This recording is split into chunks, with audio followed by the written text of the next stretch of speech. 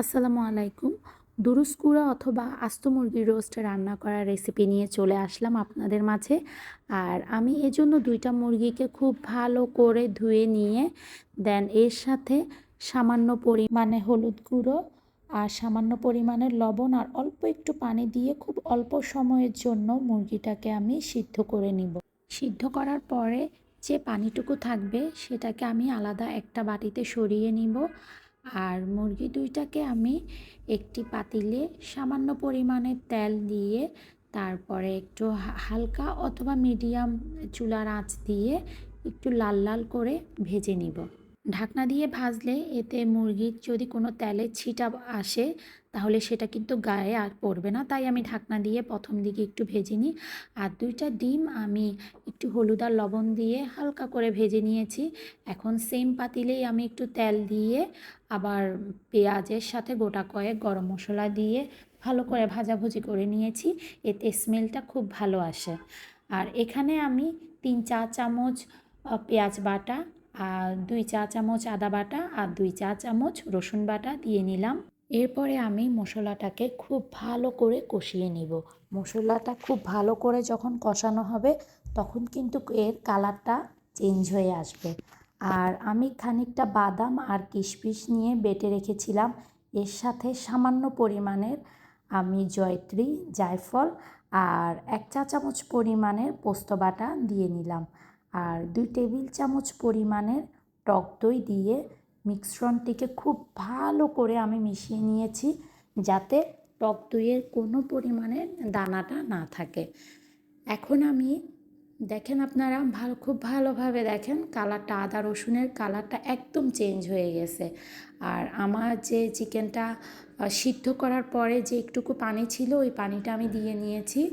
এখন একে একে হলুদ, মরিচ আর লবণ দিয়ে মশলাটাকে খুব ভালো করে কষিয়ে নিব।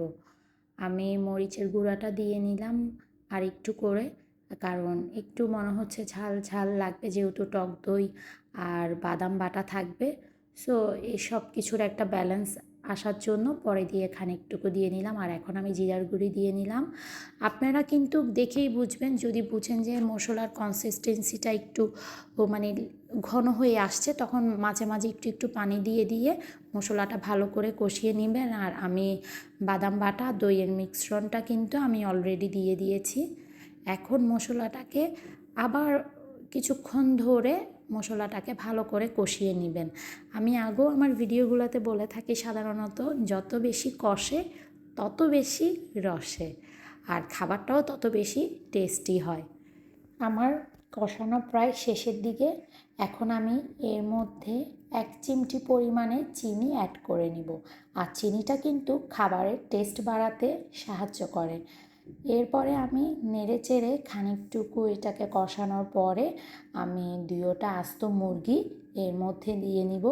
আর মুরগিটা দেওয়ার পরে কিন্তু এপিট ওপিট করে একটু মুরগিটাকে ভালো করে নেড়ে চেড়ে দিবেন। মুরগিটা যতক্ষণ ধরে এই মশলার ভিতরে কষবে আপনারা ঠিক কিছুক্ষণ পর পরেই কিন্তু মুরগিটার এপিট ওপিট করে অবশ্যই নেড়ে দিবেন।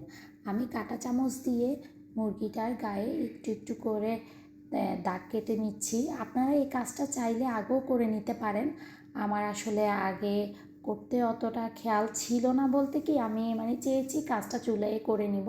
তবে হ্যাঁ, আগে করে রাখলে কিন্তু অনেকটা ইজি হয়। চুলার মধ্যে করাটা একটু রিস্কও বটে। এরপরে আমি খুব ভালো করে নেড়েচেড়ে ঢাকনা দিয়ে ঢেকে দিব। আর ঢাকনা দিয়ে ঢেকে দেওয়ার পর মাঝে মাঝে কিন্তু বেশ কয়েকবার নেড়েচেড়ে দিবেন। আমি খানিকটুকু পানি দিয়ে এর উপরে গরম মশলার গুঁড়ি অ্যাড করে দিলাম। এরপর নেড়ে চেড়ে ঢাকনা দিয়ে ঢেকে দিবেন।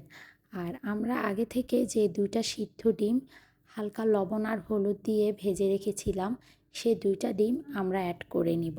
ডিম 2টার গায়ে একটু কাঁটা চামচ দিয়ে আমি খোঁচাখুচি করে নিয়েছি। আর আপনারা এই কাজটা অবশ্যই আগে থেকে করে নেবেন, যেহেতু চুলার উপরে করা একটু রিস্কও বটে।